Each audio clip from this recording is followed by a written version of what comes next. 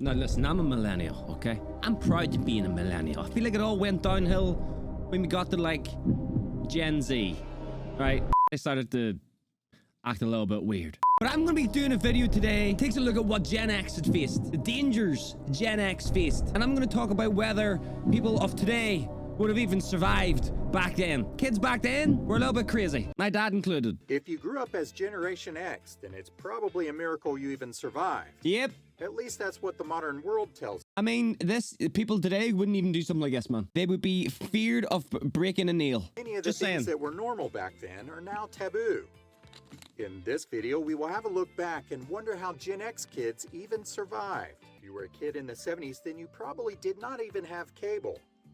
Most people relied on a television antenna, which was usually rabbit ears and tinfoil.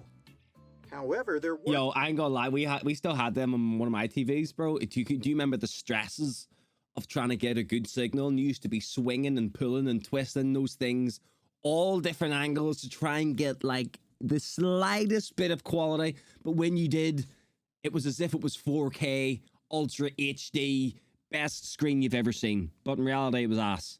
There were some households that used an antenna that was mounted on top of the roof. Every so often, this antenna would need to be adjusted thanks to some wind or weather. Oh my God, it did, this didn't became it? a family affair. Dad, of course, was in charge of the picture, so he was right in front of the television. One of the kids would be up on top of the roof and ready to receive instructions from the relay of the rest of the family spread out from Dad. That's insane. No one ever thought anything about kids being on the roof and then falling off. Most kids got up there anyways just to get a better view of the neighborhood or the stars. Exactly. Many newer roofs are much more steep, and that might be considered child abuse to send your kid up there. I guess it's a good thing that people don't have to deal with antennas on the roof. Summers as a kid were always fun, and why wouldn't it be? You were out of school, and that meant you could spend more time with your friends. But with all that running around outside, you were bound to get thirsty. There's nothing quicker and more refreshing than a sip from the garden hose. Oh my God. This is unlocking memories, man. This is unlocking memories for me. Holy shit. You had to let it run a while before it got cool enough to drink, but it certainly had a distinctive taste. It did. When is the last time that you've seen a kid do this? It's supposed to be unhealthy, yet here we are. It was the best. But occasionally, I still take a sip from the garden hose. And cooling down in those summer days with the garden hose. Was also connected to a couple other activities. Or just straight under the tap. Today may consider them to be too dangerous. The first one was the slip and slide. The older editions of the slip and slide were a little bit more dangerous, and some kids broke bones or chipped teeth on these, but just about everyone slid off the end or over the side and got a... That is exactly what is wrong with kids today, man. They're afraid to break an arm. Having some fun. Get out there, get a slip and slide bought, get some water on it, have a bit of fun. If you break an arm, it's quite unlikely, so fuck it, it'll get better. This is exactly what is wrong with kids today, man. They are afraid. It's like technology has ruined them. Technology has turned kids soft, bro. Grass or rock burn. Believe it or not, they still sell these, but they are a little bit safer. Look how fun that looks. This next item, however, I'm not so sure about. As kids, we all enjoyed playing in the water sprinkler, but some of these sprinklers could be pretty rough. This one in particular was really dangerous. It had a solid steel base that could certainly hurt if you stubbed a toe on it or fell on it. Oh, don't tell me this thing spins, does it? Does that spin? But that wasn't the dangerous part. When the water ran through the sprinkler, it would move the metal fan blade at the top. At that point, it was like a little saw blade that was spinning fast on top, and it could cut through little water-soaked toes and feet. Kids were fast learners, though. What the fuck? If they got cut once, they would be sure to clear it the next time. Wait, you guys used to jump over these? No one that your toe could go off?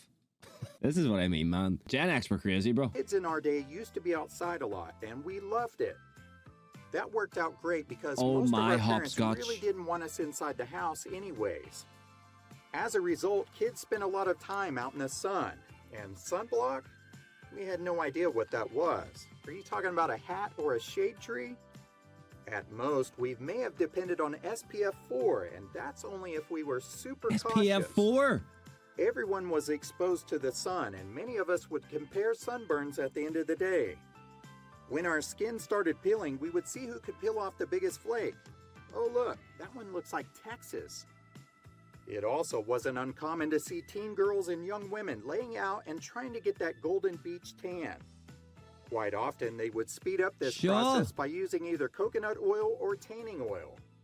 Today, most kids get lathered up with... I used coconut oil once. Big mistake. One of the biggest mistakes ever in my life. I was like a roasted turkey. You could have put gravy on me and served me to a family. At the end of the day, I was cooked. Anything from 30 SPF to 100 SPF. Parents in those days certainly didn't have to watch us like the parents do today. They not only trusted us, but they also trusted our friends and the rest of the community. Parents when did it all start to go wrong, man? Things on our own, and that was how we were going to learn. When do you think it all started to go downhill? Because kids used to be kids. It used to be fun to be a kid. Now, everyone would probably prefer to sit inside and sit on their iPads, their phones, their Xboxes. When do you think it all started to go downhill? Do you think it went, started to go downhill as technology improved? I suppose it probably did, right? However, if they were watching and we happened to get hurt, there was no doubt that they were going to be laughing as long as it wasn't life-threatening. Bikes were everything to a Gen X kid, and they provided us a freedom that we couldn't get from anything else. Awesome. We could go on adventures that were hours away from home, and for the most part, our parents had no idea where we were at. Do you remember that feeling of going out for a cycle on your bike for a ride with your friends? And obviously you were young, so you didn't really know your neighborhood that well, and you used to just find and discover all these new areas that you'd never been to before. Oh. We also used our bikes to jump some pretty shady ramps. Those were the days. We could do a lot with some plywood and bricks, and it was hours of entertainment. As we look back on our childhoods and compare it to modern kids, it's hard to believe that we did all those bike adventures with no helmet or knee pads. Nothing. The way it should be. This picture pretty well sums up the generation. This kid is jumping his bike off of a super tall ramp. Notice that he has no helmet, knee pads, or elbow pads. Just pure fun adventure. On a big set of balls. If Evel lands short, then the kid on the end is in trouble. He might be in trouble.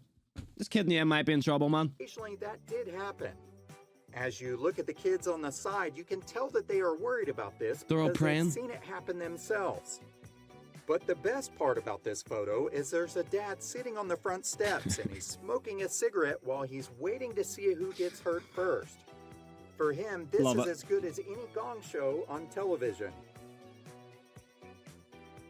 Back in those days, cigarette smoke was everywhere, and you couldn't avoid secondhand smoke if you wanted to.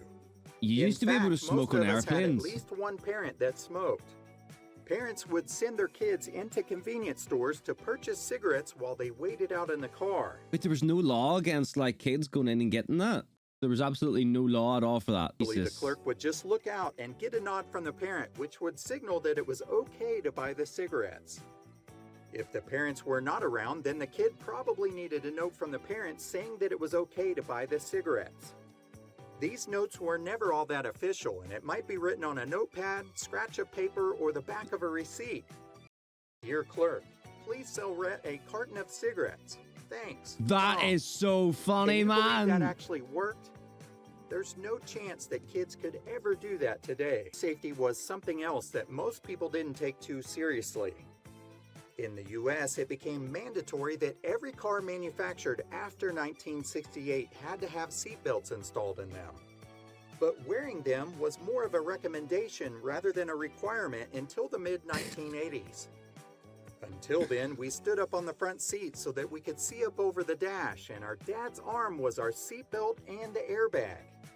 Another thing that we would do is lay up on the back dash and... I actually did this with my dad. Went for a drive once and went to sleep, and the sun was baking through the window, and I still remember it being one of the best naps I've ever had, man. Our noses as we looked at the cop car behind us.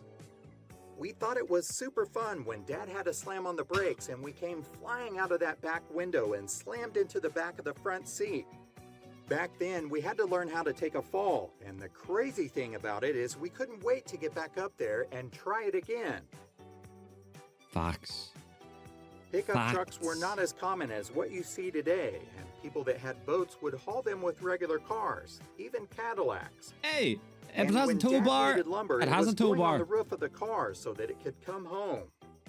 He would tie it down a little, but it was still our job to help hold the lumber down as it was stacked on the roof.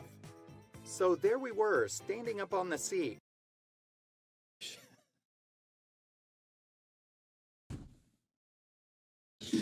Surely not. Surely not. Halfway out the window, clinging to the lumber on top, while Dad had his hand on our waistband to keep us from falling out. That's suction. Somehow his other hand was busy holding down the lumber on his side, which is pretty incredible to think about. This is insane. At the same time, he was also steering the car, shifting gears, and smoking a cigarette. It's no wonder that we thought he could do anything. What a legend. What a fucking Remember legend. some of the other activities we did? We all had toys that are considered dangerous now, but back then it was completely normal. Like Lawn what? darts was one of those toys. That weighted sharp point could penetrate anything if you didn't get the heck out of the way. Well, then get the hell out of the way. Clackers, click-clacks, or knockers had the possibility of shattering and sending shards of plastic flying through the air like shrapnel. Yet somehow, some of these clackers survived. In fact, here is my pair Knockers. from the 70s. We used to call them knockers, I think. But we used to get those, what are they called? Like the hard balls off like trees. Oh, what were they called? Help. Learned how to entertain ourselves with the simplest of things.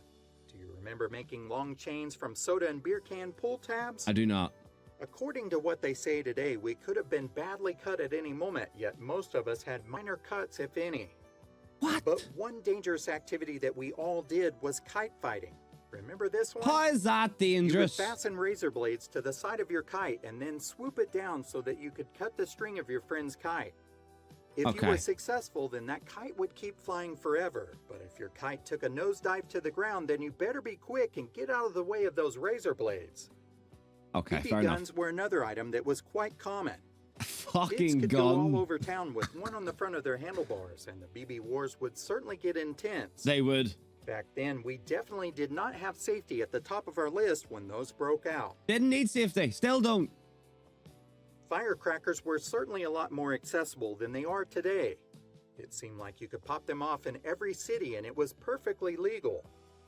Did you ever set off some fireworks and then place them into your Tonka truck and roll it into the driveway where some neighborhood girls were playing jacks so that you could get their attention? No? Well, I guess that was just me then. Okay. Speaking of jacks, they were definitely something painful to step on if you were barefoot. Any parent today that complains What the about a hell Lego even being are they? stepped on has probably never really stepped on a jacks. These things would completely hide in the shag carpet, and they were like little soldiers that were waiting to ambush you. What? Well, I don't understand. How With did... all that time that you spent on the bicycle, then I'm sure that you probably... Oh my god. I've just had a pain unlocked, man. Yo, and you're cycling and you're pedaling away and sometimes your foot slips off and the thing either comes around this way or spins and smashes you in the shin. Oh god. Yeah, that's unlocked a pain I completely forgot about that I never ever want to experience ever came in again. contact with Fuck. at least one of these. One slip of the foot and Yep. this pedal could travel up your leg like a vegetable peeler. Kids today know nothing about that level of pain. Well, don't bikes have pedals these days like that, or are they completely different now? Here is something else that could be really painful. These chairs were really comfortable to lay in, but when you got up, you had lines going all across your skin. Yep. But that wasn't the worst part. They were not the easiest to adjust. You had to bend them all the way in so that you could adjust them further out. Huh? One wrong move and the hinges of these torture devices could snap down on you like a bear trap and take off a chunk of skin. Are these chairs even sold today? Hope not. Despite all the dangers that were lurking all around us, it really was a special time to grow up in. Absolutely agreed. People were friendly. Yo, and take us back. That again, that was an era that will never be repeated, and I wouldn't want it to be repeated because it probably was in a time where kids could have fun with that sort of stuff. I don't think kids today would, and there are probably a lot of complaints. But either way, I'm glad they had fun. You know what I mean? That's what it was all about. And like I said, I'm a millennial, so I kind of had a lot of that stuff. I feel like I was obviously the last kind of generation where kids stopped being kids in a way. So yeah, that was fun. Either way, guys, thank you for watching. I appreciate it. If you did like, please leave a like and then subscribe and just go and enjoy your life. Goodbye.